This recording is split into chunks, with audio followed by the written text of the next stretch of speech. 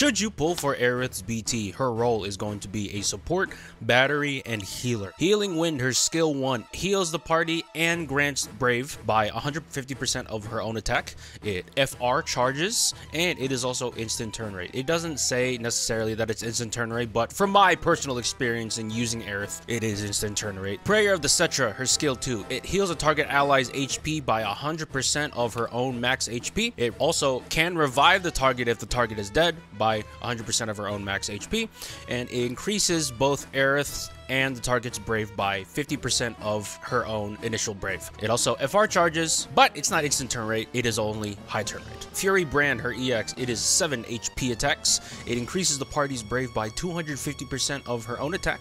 It also heals the party by 50% of the HP damage dealt, up to 20% of max HP. It grants her buff Ancient Lineage for 6 turns, which that buff grants an HP cap up of 20% and an additional party HP cap up by another 20%. And finally, this move is high turn rate. Seal Evil, her LD, it is 5 HP attacks with all of them having 20% splash. It increases the party's Brave by 250% of her own attack, and it grants her buff Seal Evil for 12 turns. That buff does a lot. It gives a party debuff evasion rate by 100%. It lowers the enemy's attack and speed by 20%, and it also lowers their defense by 60%.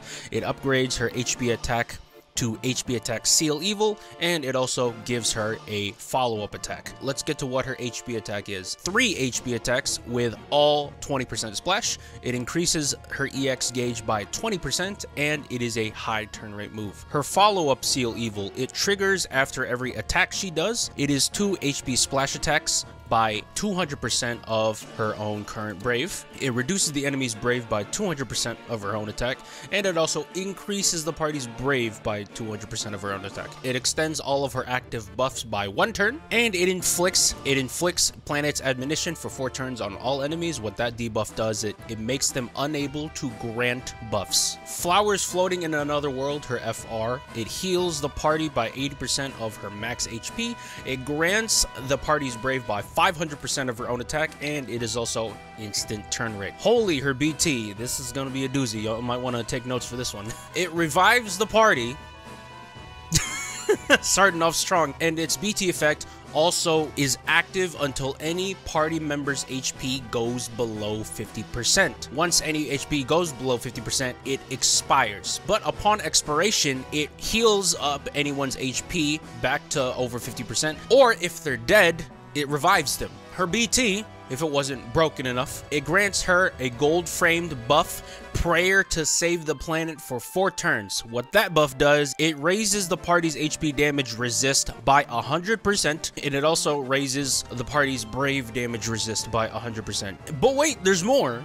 There's also an overhead that her BT gives. It is called White Materia's Brilliance. It stores a value of incoming HP recovery by the party. The value caps at 200,000. It increases by 1 level whenever Aerith moves, and while at level 3 and any party member, not just Aerith, moves, there is an AoE HP attack based on the stored value in her overhead. And finally, the BT gives another party HP cap up by 20%.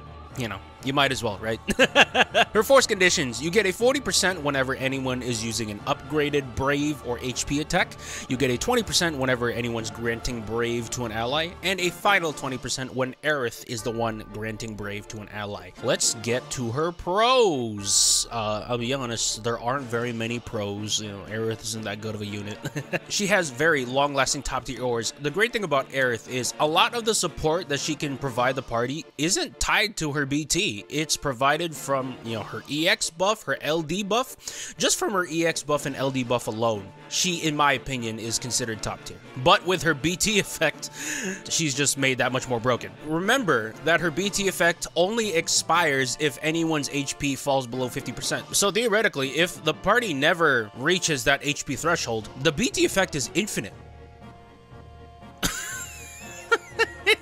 You have a potentially infinite BT effect with Aerith. With someone who, without a BT, already has top tier auras, you give her a BT that can be potentially never ending.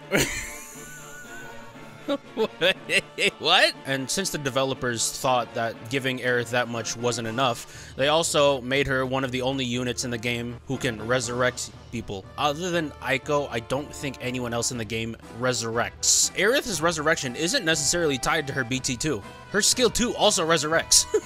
Y'shtola can also resurrect, but who's Y'shtola at this point? You know what I'm saying? Because unlike Aiko and Y'shtola, Aerith actually has very amazing single target damage. Her HP attack, Seal Evil, is pretty strong. 3 HP attacks, if you add along with her follow-up. That's 5 attacks in total. That's not bad. But her EX is what I'm mainly looking at, and her EX gauge does fill up very fast. So you're going to be using her EX more than you think you will. And given that the EX is 7 HP attacks, what?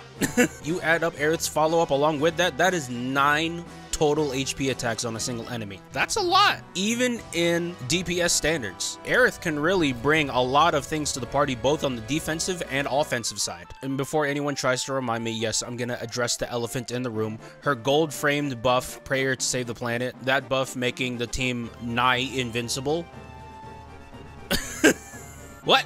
What am I supposed to say about this? Like, it is busted, it is broken, it is ridiculous, it is over the top, and it kind of throws the argument that, oh, you don't want to make these units too broken out the window. Like that, you can no longer have an excuse of making a unit too broken when you make Aerith. Like, it's just like, the consistency isn't there anymore, in my opinion. That being said, again, I ask, why are you giving Aerith a potentially infinite BT effect, but someone like Ashe and Sid Reigns only have 6 turns in their BT? Where is the logic here? I fail to see. Anyways, I digress. We're not even done with the pros yet. If she wasn't already godsend to your party, she's also very crippling to the bosses themselves. Keep in mind, her debuff makes it so enemies cannot buff. Also, because of one of Aerith's buffs, the enemy can also not debuff you. And also, you know, it's not that important, but, you know, she also nerfs heavily their attack speed and defense. But, you know, that's not really that good, though, if you ask me.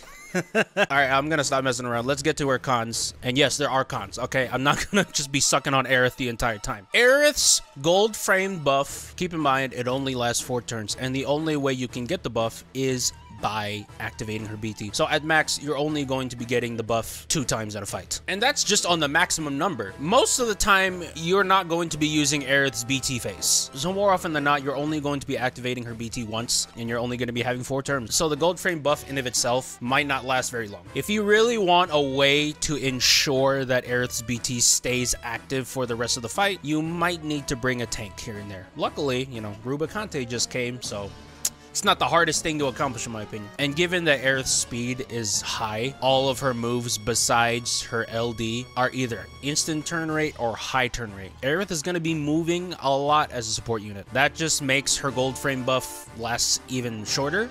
And also, Aerith might actually hog some of your force time turns. If you're using someone else's force time and you want them to capitalize on their damage as much as possible, just be wary that Aerith might take up a couple too many turns, and she might mess up your order a little bit. And this is kind of why I actually recommend that maybe getting rid of her speed passives will help, because as great as she is, you kind of want her to move at the bare minimum. Meanwhile, on the FR side, her FR conditions can actually be very difficult if you're using it as a base. Say, for example, a lot of DPS units or even utility units, they aren't necessarily able to grant Brave to an ally when they attack, nor do they use upgraded Brave or HP attack. A lot of units do still rely on skills to be their main damage output. I'm not saying it's the hardest thing in the world if you already have a well-established roster. That being said, I actually recommend you use Aerith's FR as an echo, not necessarily as the base. This is the last con.